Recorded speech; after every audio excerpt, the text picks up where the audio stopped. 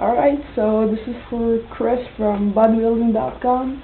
So let's go outside, see what a real snowstorm in Montreal looks like.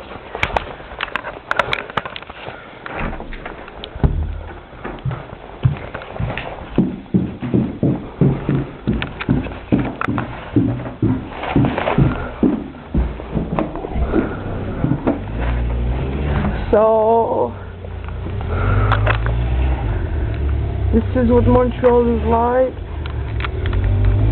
You have people all around trying to move their car.